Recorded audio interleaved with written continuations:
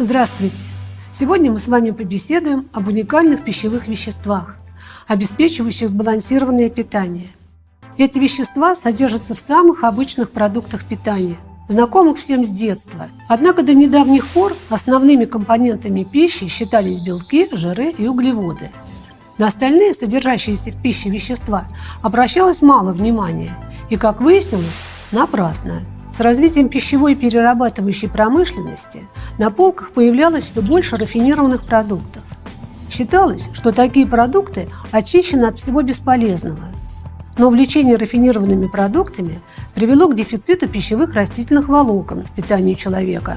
Во второй половине XIX века начали проводиться исследования, которые показали, что те самые бесполезные или балластные вещества, от которых очищали продукты, на самом деле жизненно необходимы организму. Речь идет о клетчатке или пищевых растительных волокнах. Что же такое пищевые растительные волокна? Это та часть растений, которая не переваривается, не усваивается организмом, но оказывает положительное влияние на очень многие физиологические процессы. В пищеварительной системе человека отсутствуют ферменты, необходимые для переваривания и усвоения клетчатки. Поэтому она доходит до толстого кишечника в неизмененном виде.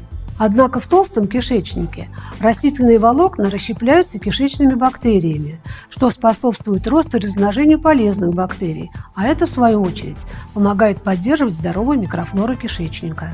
Попадая в желудочно-кишечный тракт, растительные волокна вбирают в себя воду и увеличиваются в объеме, тем самым способствуя более длительному чувству сытости, а также они ускоряют прохождение пищевых масс. Кроме этого, пищевые растительные волокна замедляют всасывание пищевых веществ из кишечника и препятствуют резкому повышению уровня глюкозы в крови после приема пищи. Мы получаем клетчатку только с растительными продуктами питания – овощи, фрукты, зелень, зерновые. В продуктах животного происхождения ее нет. Для нормальной жизнедеятельности человеку необходимо не менее 30 граммов сырой клетчатки в день. Это примерно 2 килограмма моркови или почти 2 килограмма апельсинов. Клетчатка – это собирательный термин. Каждое растение состоит из элементов клетчатки, однако в разных пропорциях. В зависимости от этого будет, соответственно, различаться и воздействие на организм. Пищевые растительные волокна по степени растворимости делятся на две большие группы – растворимые и нерастворимые. Растворимые волокна, как понятно из названия, это вещества, которые растворяются в воде. К растворимым пищевым волокнам относятся пектины, гуми, слизи, камеди. Пектины присутствуют во всех растительных продуктах, но преобладают в овощах и фруктах, яблоках, цитрусовых, моркови, цветной кочанной капусте, горохе, зеленых бобах, картофеле, землянике, клубнике. Гуми, слизи, камеди содержатся в овсяной каше и других продуктах из овса, бобах. Они обладают обволакивающими свойствами и поэтому используются в пищевой и фармацевтической промышленности в качестве эмульгаторов, загустителей и стабилизаторов. Нерастворимые волокна не растворяются в воде. К ним относятся целлюлоза, гемицеллюлоза, лигнины.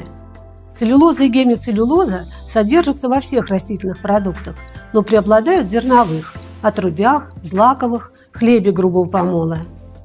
Целлюлоза главным образом способствует более быстрому прохождению пищевых масс.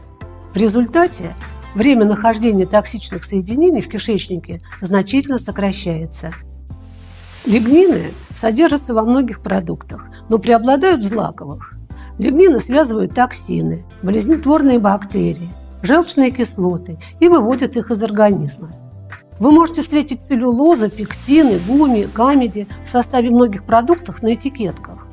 Эти компоненты растительного происхождения активно используют в пищевой и фармацевтической промышленности.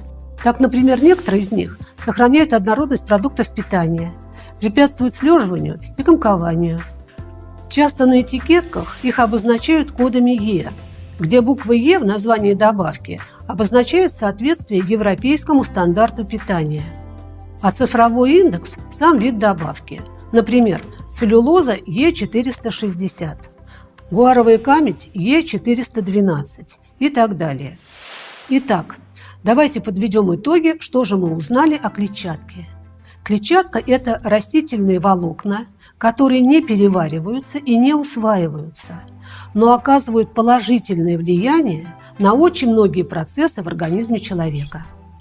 Клетчатка содержится в продуктах растительного происхождения – овощах, фруктах, зелени, бобовых, злаках.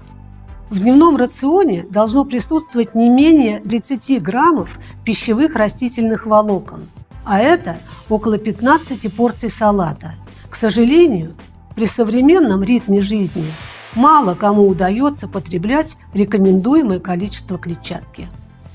Благодаря своей способности удерживать воду, пищевые волокна многократно увеличиваются в объеме в пищеварительном тракте человека.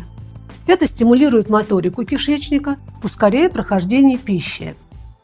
Также клетчатка способствует поддержанию чувства сытости и снижению аппетита. Потребление клетчатки нормализует микрофлору кишечника, так как она взаимодействует с кишечными бактериями, оптимизируя их полезные функции. Подводя итоги, можно сказать, что клетчатка – это наш надежный союзник в борьбе за хорошее самочувствие.